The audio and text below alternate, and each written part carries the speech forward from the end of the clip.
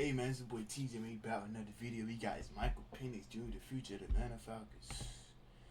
Falcons, boy, y'all never be the same, boy. He has a cannon, right, attached to his left shoulder. Ever since We y'all knew lost that. that It's Super reflected Bowl, in boy, those y'all. stats. Falcons Boy, just did it gonna show be up on the Falcons field, at and it the was quite a end of the contrast to Kirk day. Cousins. His Big ability drops to in just the throw end zone.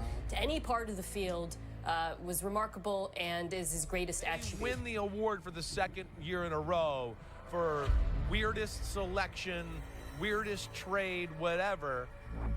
The point that I went, what? Like, out of anybody. Massive challenges with durability all through his college career. But if he can stay healthy and this core can stay healthy, this is a top 10 offense.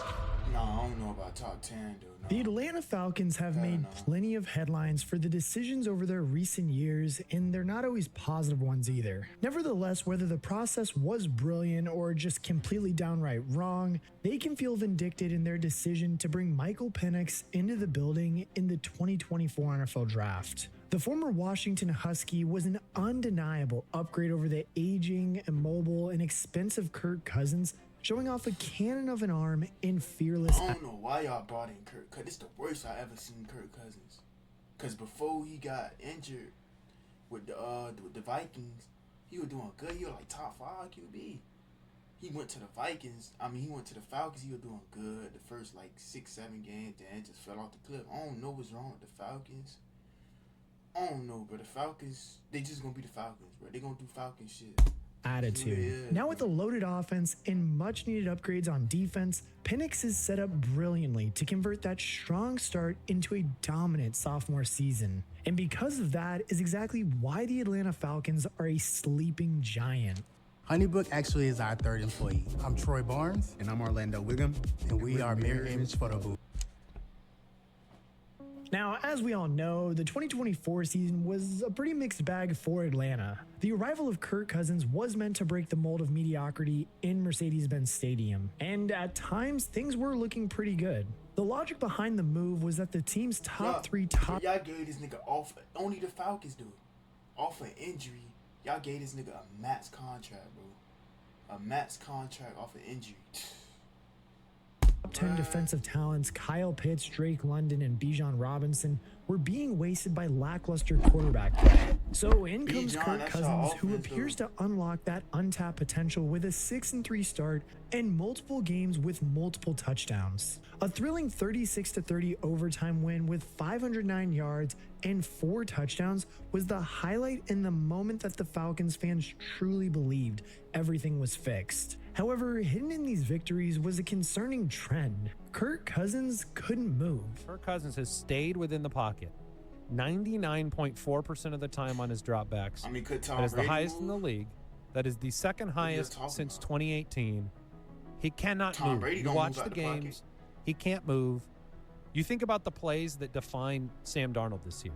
When you watch him, it's even Caleb Williams' great plays, right? It's escapability. You have to be able to move. Move up, move through the rush. The big play to Jefferson last week was an example by Darnold. Cousins used to be able to do that. Right now he can't. And he's thrown no touchdowns in 4 games. Now that streak should end. No, he really was just a statue back there, and play action passes, which he usually thrived at, were almost impossible to I'm execute. saying he was just a statue back there, but did Tom Brady ever move? Did Tom Brady ever scramble?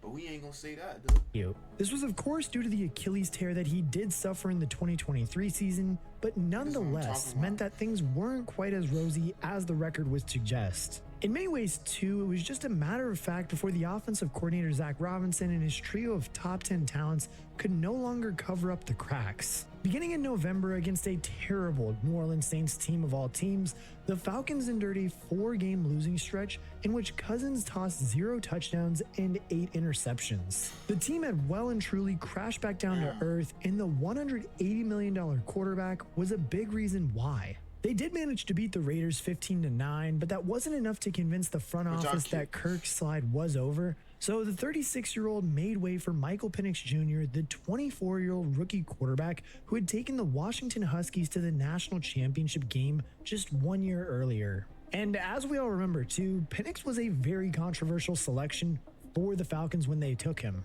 First and foremost, he had injury red flags all over his profile. Not only that, but his accuracy was another significant I point. ain't gonna lie, it's not just the quarterback that y'all missing, bro. Falcons, bro, y'all need interior D-line. Y'all need middle linebackers, inside the box linebackers. Bro, y'all got Jalen Walker and James Pierce. To me, I don't think James Pierce he like that for college though, but I don't think he like first round talent, bro. To me, Jalen Walker, yeah, Jalen, he a dog though for sure. He gonna come out the gate, but y'all need more problems than just y'all quarterback, bro. Concern, never achieving below a 21% uncatchable pass rate through his career. Add in some struggles with pressure and you got a profile with plenty to be wary of, which is one of the reasons why his ace selection overall in the 2024 draft was so controversial. The other part of this too that made it so concerning too, that was Atlanta had just dished out $180 million for the services of Kirk Cousins on a 4-year deal. As it turns out though, it was a really good job that they had made that selection, as Penix was very much needed to salvage what was becoming an ugly and depressing 2024. He started in his first game in December 22nd in Week 16, leading the Falcons to a 34-7 win over the Giants. And as crazy as it sounds too, that was the most points that Atlanta had scored since Week 7 against the Seahawks. And yes, it was against a poor Giants team, but Cousins had only managed 15 against the Raiders 1 week earlier, so Penix still deserves plenty of credit for that win.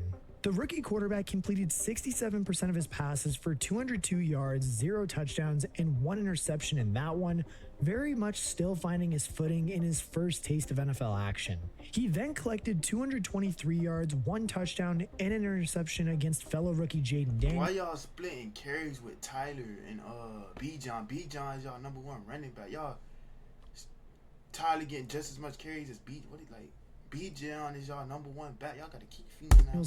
And his Washington Commanders in Week 17 before setting season highs with 312 yards, 2 touchdowns, and 1 interception against Carolina in Week 18. Both of those last 2 outings did result in overtime losses, but the Falcons offense remained potent, scoring 24 against Washington and then 38 against Carolina. In total, Penix's rookie campaign saw him start 3 games, totaling 775 yards, 3 touchdowns, and 3 interceptions, taking just 3 sacks from those 3 starts. And while yes, it may have only produced one I get win, it, y'all. Boy, Drake London nice though. That's one thing I can say about the Falcons. Drake London nice. there was still so much more to these games than the final result. Penix's play was a stark contrast to what Cousins had been delivering. Like, he was ripping passes that Cousins couldn't even contemplate attempting, and his far superior athleticism opened up so much more in ways of play calling for offensive coordinator Zach Robinson, even though he was likely to still try and make things simple for his rookie. Like, I mean, hell, the Falcons pretty much had gone from not being able to call a single play action play to now being able to open up the entire playbook for Michael Penix. And on top, you saying they can't run a play action? Everything get blamed on the QB, but what about the fat cupcakes up front, huh? What about the fat cupcakes up front, huh? of that too, they just could kind of throw the ball way more around the field too because of how strong Penix's arm was. Like, I mean, even just watching, yes, he played 3 games, just watching the 3 games he played compared to what Kirk Cousins was doing earlier in the season, it's crystal clear to see how much just better he was as a player. Not only that too, but even the advanced metrics back it up as well. From Kirk Cousins' 453 pass attempts in 2024, he managed to produce 13 big-time throws according to PFF. Michael Penix Jr., on the other hand, in just 3 games played, had only 105 pass attempts, but produced a whopping 10 big-time throws. So basically, in under a quarter of the attempts, Michael Penix had only 3 fewer big-time throws. And for context too, if Penix had thrown as many pass attempts as Kirk Cousins, he would have had as roughly about 43 big-time throws, which is 30 more than what Kirk had actually logged. And now, yes, before you jump in the comment section, obviously it's a 3-game sample size. It's very tough to make, just season-long projections based off of such a small sample size in 3 games. But to be honest, with his style of play, it makes perfect sense on why he's getting up or putting. Bro, y'all niggas ain't make the playoffs in 8 seasons, bro. Y'all figure that? Y'all ain't make the playoffs in 8 seasons, bro. Up these numbers, I should say. Like, Penix is a gunslinger through and through.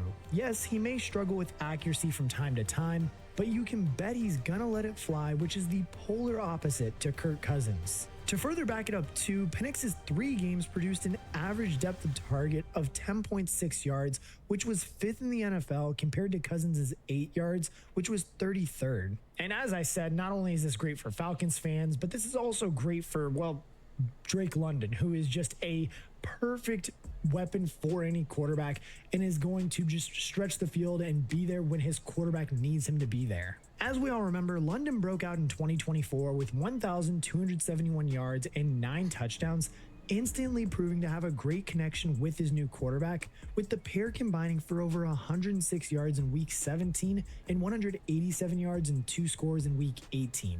Like having just one 100-yard outing all year long with Kirk, London must be absolutely ecstatic with the change in approach with his new quarterback. Even flashing back to week 18 against Carolina, Penix sent London 18 targets his way and 13 in the game before that. You can bet your ass he's definitely going to pepper him in 2025, and he should. London is an absolute beast. He moves so well for a 6'4", 215-pound weapon, and his vast wingspan and good hands are exactly what a slightly wayward quarterback like Penix needs. Leading the receiver room with London is Darnell Mooney, another player who also thrived in 2024. His 992 yards and 5 touchdowns were more than what he achieved in Chicago in 2022 and 2023 combined. And had he not missed the final game of the season, he surely would have notched the second 1,000-yard season of his career. Mooney is that speedy, twitched up, and just very underrated receiver who averaged 15.5 yards per reception in his first season as a Falcon, which puts him inside the top 10 in the NFL for that category. He's going to be another fantastic weapon for Michael Penix Jr., matching up brilliantly with the former Husky skill set.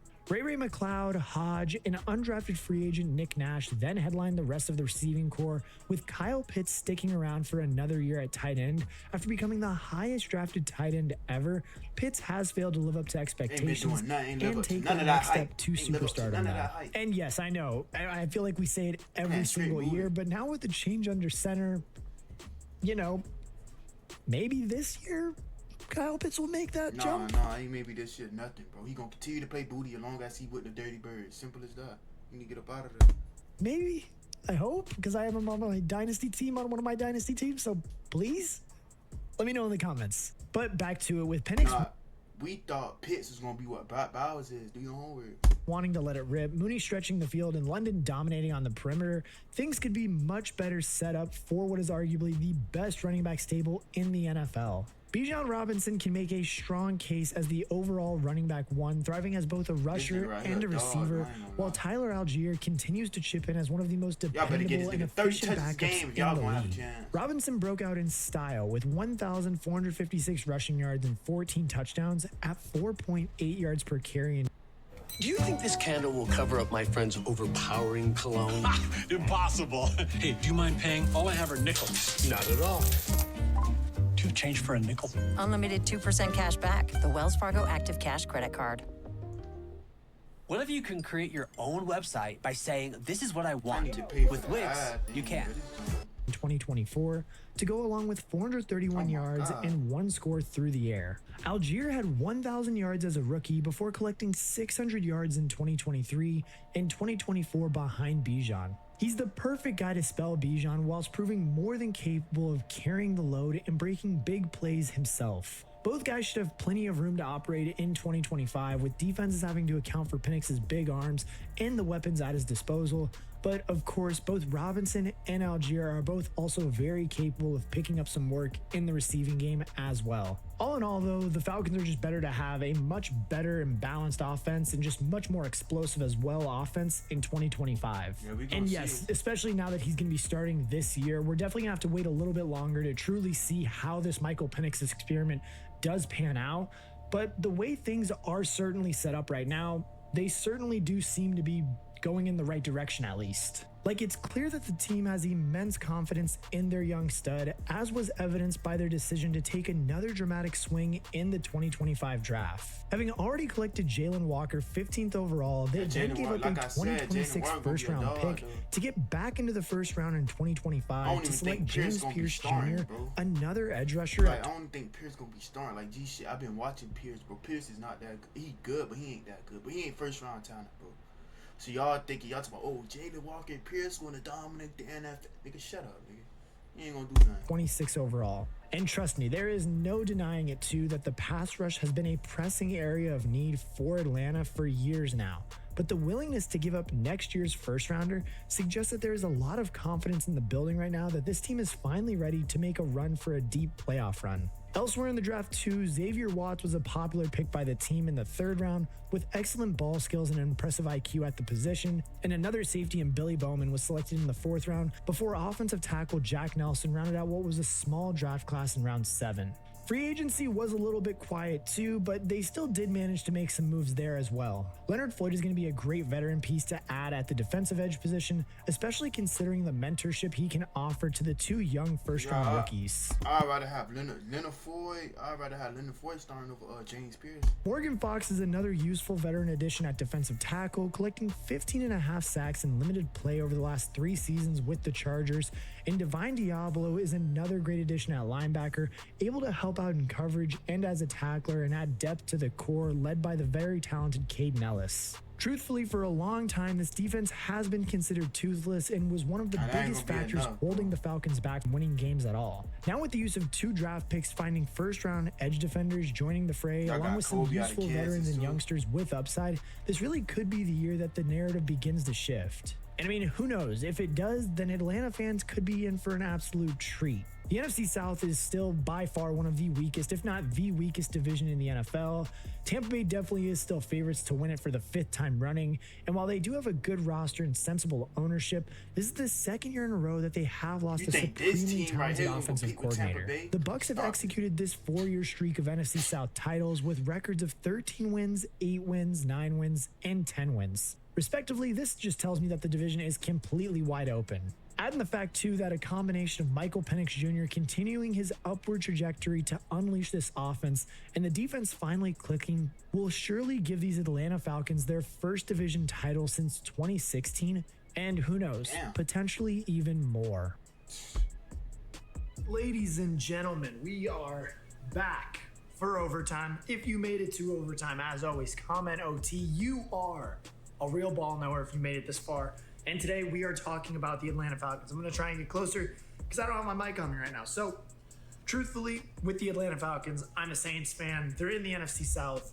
I think the Falcons are a little bit of a sleeper. Personally, for me, I don't really care what the Saints do this year because I want them to suck. I want them to tank for a quarterback. I don't believe in Tyler Shuck. That's a whole different video for a different time. But bro, the Saints. I noticed the Falcons video, but the Saints, bro, like, y'all gonna be the worst team in the league this year. I think y'all know that, bro. Y'all got Tyler Shue, who now you put to sniff the 2nd round pick. Y'all putting him over Shadir. Y'all, man, I'll take Quinn Ewers over him, bro. I'll take Miro over him. Man, it's a lot of people I'll take over that nigga, bro. Shu Shahi, whatever his name is. If you are a Falcons fan, you have Michael Penix Jr., and worst comes to worst, you have Kirk Cousins as a backup, a solid backup at that. Is he an expensive-ass backup at $180 million? Yes. And, oh yeah, I forgot another thing too. Y'all still gotta pay Kirk Cousins, bro. That dead cap. I don't know why they spent all that money on him, but nonetheless, you still have Kirk Cousins, a good role model for Michael Penix, and the weapons around Michael Penix are insane. Literally, Kyle Pitts, if he can go back to his rookie year and have a good rookie year, we've all been saying that. I've been saying that as we heard in the video too. And now on top of that too, he's got Drake London, Darnell Mooney, a couple of the receivers that aren't big names. They're just some, veteran guys that are going to play. I'm tired of hearing, bro. Stop talking about Darnell Mooney, bro. Like, Darnell Mooney is a receiver 3 in the slot receiver at best, but he's not a receiver 2, bro. He's not that, bro. He's straight, but stop talking about Darnell Mooney, bro. And then they have the back. Darnell Mooney not even the top. The 2-headed monster in Tyler Algier and Bijan Robinson, who could arguably be one of the best running backs in the league. Arguably, he is one of the best running backs in the league, and he's still so young too that he's got a lot of that Saquon in him. He's got a lot of that Christian McCaffrey, Alvin Kamara kind of we see in him with being so good out of the backfield, receiving and running. So I wanted to just kind of go over my reasoning for why I believe that the Falcons, again, are such a sleeper team. And I mean, we talked about in the video. Them dirty birds we talked about just how just so much offensive power. Whoa. We've talked about how much just offensive firepower they do have. I mean, and I think that's what's so exciting about the Falcons too, is that they drafted Michael Penix Jr. more so not thinking they were going to need him probably till at least the end of this year that's upcoming. But instead they needed him last year, and look at how things turned out. It turned out pretty damn well. And even though he played 3 games, the dude was on fire. I think he had like in the last 3 games, like it's such a small stat line. I think I saw it was like he had the most passing yards and the most completions, or like it was tied for second, I think is what it was. That's what it was. He was tied for second, and the only other person that was ahead of him was Sam Darnold. So, needless to say, if you get a full season like that out of Michael Penix Jr., that is going to be phenomenal. And who knows, they could definitely be. I feel like Penix could be good though, but it's hard to believe in the Falcons, bro. Like I'm not finna believe in the Falcons, bro. They ain't show you not for you to believe in them, bro. And y'all Falcons fans know that, bro. Y'all cursed, bro. I'm sorry. That Super Bowl ruined y'all, bro. Y'all gonna do something stupid. Y'all gonna have an 8-9 season, bro. It is what it is. Like, they can win this division hands down easily. Like, the NFC South is by far and away one of the worst divisions in the NFL, if not the worst. Like, the only challengers in that division, maybe the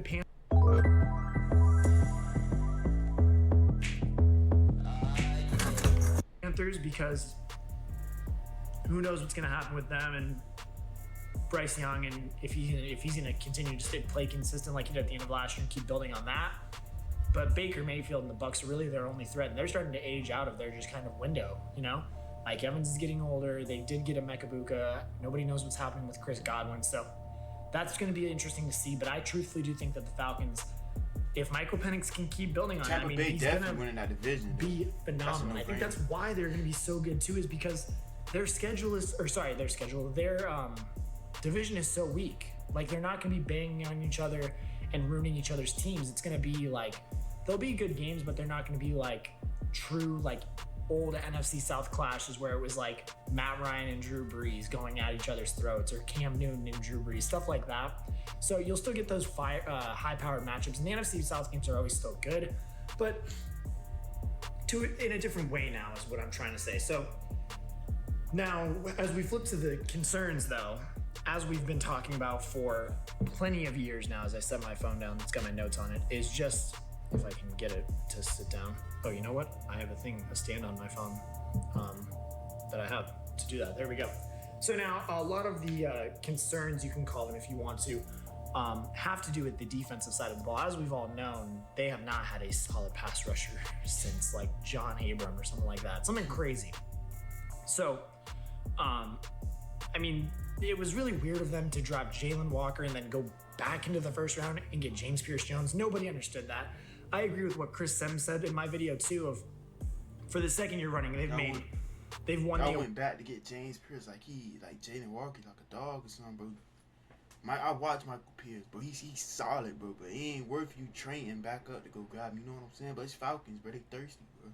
They thirsty for some good word players, of bro. Like you see the Falcons name come up on the draft screen and you're like, what the hell is going on right now? Like, trading a first to get back, like, one of these guys has to be good. And if neither of them are good, they just wasted a trade of their first round pick next year, which is horrible if it doesn't work out. So it's going to be interesting to see with that. But, you know, the consistency issues are something that we've all been talking about and everything like that. But I think also it's just like, as we flip back to Michael Penix, because truthfully, that's what makes this team so exciting and so just wanting to see what happens with them week in and week out, is because of Michael Penix and his potential. And truthfully, I'm looking at my notes right here, and it says that QB coach TJ Yates praised his field vision, and the WCO boss Raheem Morris, which is their head coach, obviously, called him outstanding and one of the guys that is going to play in this league and absolutely dominate. So that was recently said, and I truthfully can see that. And I mean, again, if he keeps building on it, he's going to have a fantastic year and continue going on that. I'm just looking at different like endorsements that he's got right here. ESPN analyst Fowler identified him as a top breakout candidate this year, while Michael Vick noted how everything has slowed. Y'all putting this man as a top candidate. He only played like 3-4 games, bro. Y'all putting him as a top 5 QB, top candidate. Come on, stop it, bro. Stop it, bro. I understand y'all, but y'all ain't make the playoffs in 8 seasons in that sorry ass division, bro. Like, wait for the season to play out first, bro. Down for Penix at practice, which is true. I mean, coming from Michael Vick too, that says a lot about the kid.